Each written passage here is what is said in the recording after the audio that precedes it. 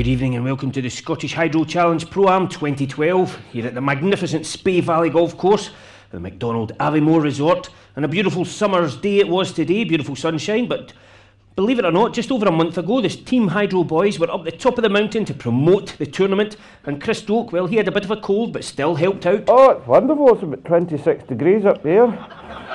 Great. Just want to ask everybody to come to the tournament.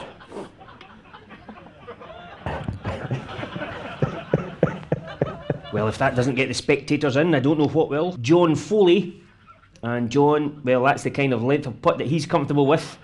Practising his tap-ins. Good lad, and that should stand him in good stead for the rest of the day. But, well, here's the warm-up routine of Victor Stirling.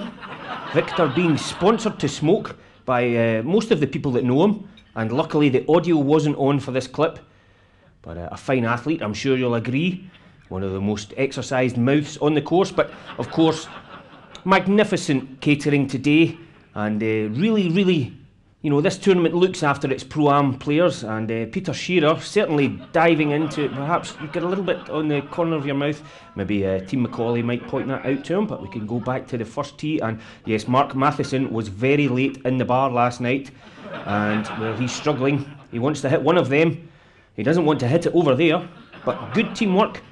Yes, the playing partners stopping us from seeing where the ball came down there. That's good teamwork. And speaking of teams, Team Macaulay, nobody's hit. In fact, that mess on his face has got bigger. Come on, Peter, you've got plenty of time to eat your roll. You don't have to get it down quite so fast. Speaking of not wanting to rush, we can move back to the first tee. And here we have Collison Briggs, never a man to be rushed. And just don't go until you're quite ready.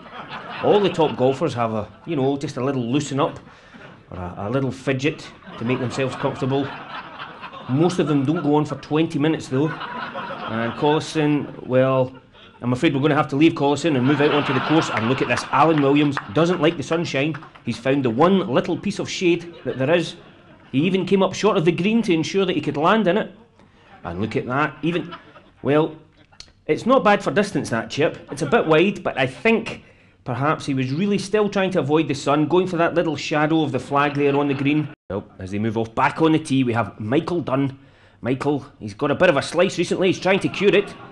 He'll be absolutely delighted with that snap hook then, way off to the left. And perhaps getting back onto the front nine, perhaps he enjoyed it. And now, moving back out, and Peter Shearer, well, he's finished his sandwich there, and there is a halfway house, but he's down at his bag. I'm not quite sure what's going on there. Yes, supplies. Well, it is a fair walk. It's a long course, and you've got to keep yourself sustained. I don't know if I'd have packed the beans myself. Perhaps there's a stove in there, I'm not too sure. But Peter Shearer will not go hungry. Now we can move back, and here we have Andrew Sim. Now, Andrew Sim is part of Jack Doherty's team, and he's a very strict pro. Everybody must follow the same line. Look at that. 4 drives, maybe 5 yards apart. And I think that should pass Jack's test. Now, back with Michael Dunn. We saw him miss the green twice, but he's just to the side of the green. I don't know if I'd have used the 4-iron myself. And this green proving very difficult to hit from 10 yards. And Michael, well, it's going to be a good 6. Now, we can move back. And the fairway, Jim Smith just wants a lofted club to float this. My mistake, I think he putted it there, straight into the bunker. Perhaps he didn't notice that huge bunker to the front of the first green. Now there's some worried looking professionals there in the practice putting green behind the first tee. There was a shout of 4 that went up, but none of them thought for a second it was coming their way. But they underestimated the sheer raw power of Scott Burns-Smith. A little bit wild with that power. He enjoys the game, obviously, as you can see. He's some 40, 50, 60 yards wide of the 18th green, and just a golfer that struggles to control his power.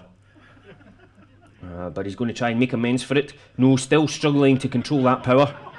Off it goes, and through the green and through the path and somewhere into the river, I think. And Scott really must learn to control that power.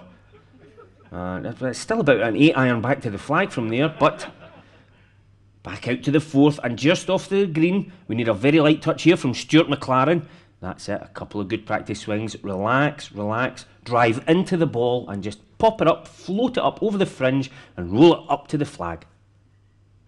Note well, the divot moved far further than the ball there, and yes, she's going to stamp that down, but Melly can relax. Now, once you've made the mistake, you just relax and you improve. You don't make the same mistake twice. No, I think that was the same mistake twice. It's the wrong club. It's the wrong club. You're right, Stuart. That's all it is the wrong club.